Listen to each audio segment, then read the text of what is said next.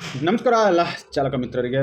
ಸ್ನೇಹಿತರೆ, BMTC ಬಸ್ಸೊಂದು Anandrao circle ಮೇಲ್ಗಡೆ ಜನವನ್ನು full ಆಗಿರುತ್ತೆ. ಅಂಥ ಸಂದರ್ಭದಲ್ಲಿ ಟಿಕೆಟ್ ಇಶ್ಯೂ ಆಗಿರೋದಿಲ್ಲ, ಸ್ಟೇಜ್ ಮುಗಿಯುತ್ತೆ ಅಂತೇಳಿ ಅಲ್ಲಿ ಎಡಭಾಗದಲ್ಲಿ ಗಾಡಿಗಳನ್ನ ನಿಲ್ಲಿಸ್ಕೊಂಡು ಟಿಕೆಟ್ ಇಶ್ಯೂ ಆದಮೇಲೆ ವಾಹನಗಳು ಹೋಗೋದನ್ನು ತಾವುಗಳು ನೋಡಿರ್ತೀರ.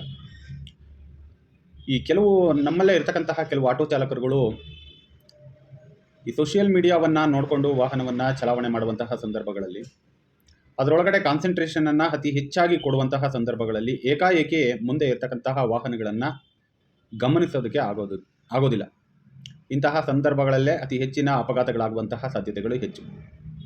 ಇವತ್ತು ಆನಂದರಾವ್ ಸರ್ಕಲ್ ಮೇಲ್ಗಡೆ ಒಂದು ನಿಂತಿರುವಂತಹ BMTC ಬಸ್ಸಿಗೆ ನಮ್ಮ ಆಟೋ ಮಿತ್ರರೊಬ್ಬರು ಹೋಗಿ ಹೊಡೆದು ವಾಹನವು ಸಂಪೂರ್ಣವಾಗಿ ನಜ್ಜುಗುಜ್ಜಾಗಿದೆ.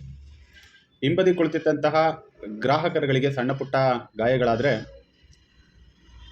ಆಟೋ ಚಾಲಕರಿಗೆ ಸ್ಥಿತಿ ಗಂಭೀರವಾಗಿರುವಷ್ಟು ಮಟ್ಟಕ್ಕೆ ರಭಸವಾಗಿ ಹೋಗಿ ಹೊಡೆದಿದೆ ಗಾಡಿ.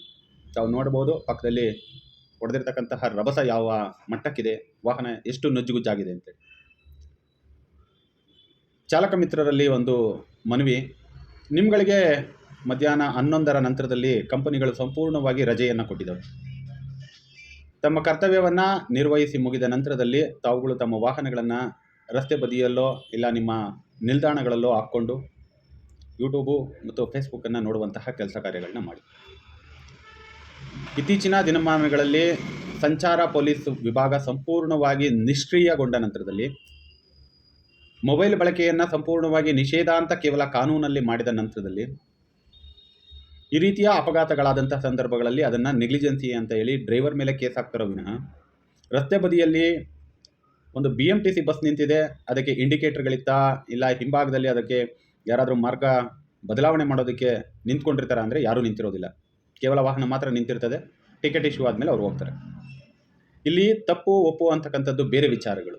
ಆದರೆ ಒಂದು ಸಮಸ್ಯೆ ಅಂತ ಬಂದಾಗ ಅದನ್ನು ಹೇಗೆ ನಿರ್ವಹಿಸಬೇಕು ಮತ್ತು ತಾವು ಗ್ರಾಹಕರ ಸೇವೆ ಕೊಡುವ ಸಂದರ್ಭದಲ್ಲಿ ತಮ್ಮ ಹಿಂಬದಿಯ ಗ್ರಾಹಕರುಗಳಿರುವಂಥ ಸಂದರ್ಭಗಳಲ್ಲಿ ತಾವುಗಳು ವಾಹನಗಳನ್ನು ಹೇಗೆ ಓಡಿಸ್ಬೇಕು ಅಂತಕ್ಕಂತಹ ಒಂದು ಆಲೋಚನೆ ಮತ್ತು ವಿವೇಚನೆ ತಮ್ಮಗಳಿಗಿರಬೇಕು. ಈ ಎರಡನ್ನು ಬಿಟ್ಟ ನಂತರದಲ್ಲಿ ಹೀಗೆ ಆಗೋದು. ಇವತ್ತು ವಿಕ್ಟೋರಿಯಾ ಹಾಸ್ಪಿಟಲ್ನಲ್ಲಿ ಚಾಲಕ ಮಲ್ಕೊಂಡಿದ್ದಾನೆ. ಅವರ ಕುಟುಂಬದ ಕತೆ ಏನು ಅಂತಕ್ಕಂಥದ್ದನ್ನು ತಾವುಗಳು ಗಮನಿಸಿದ್ದೀರ. ಹಾಗಾಗಿ ಎಲ್ಲ ಚಾಲಕ ಮಿತ್ರರು ದಯವಿಟ್ಟು ವಾಹನಗಳನ್ನು ಓಡಿಸುವ ಸಂದರ್ಭಗಳಲ್ಲಿ ಅತಿ ಹೆಚ್ಚಿನ ಗಮನ ರಸ್ತೆಯ ಮೇಲಿರಲಿ, ಮೊಬೈಲ್ ಮೇಲಲ್ಲ. ಆದರೆ ತಂತ್ರಜ್ಞಾನ ಬಳಕೆ ಕೇವಲ ನಿಮ್ಮ ಆ್ಯಪ್ ಆಧಾರಿತ ಆ್ಯಪ್ನಲ್ಲಿ ಬರ್ತಕ್ಕಂತಹ ನ್ಯಾವಿಗೇಷನನ್ನು ಬಳಸೋದಕ್ಕೆ ಮಾತ್ರ ಮೊಬೈಲನ್ನು ಬಳಕೆ ಮಾಡ್ಕೊಳ್ಳಿ. ಅದನ್ನು ಹೊರತುಪಡಿಸಿ ಸೋಷಿಯಲ್ ಮೀಡಿಯಾಗಳನ್ನು ಆದಷ್ಟು ಕಡಿಮೆಯನ್ನು ಬಳಸಿ ಅಂತೇಳಿ ಕೇಳ್ಕೊಳ್ತೇನೆ. ಧನ್ಯವಾದ.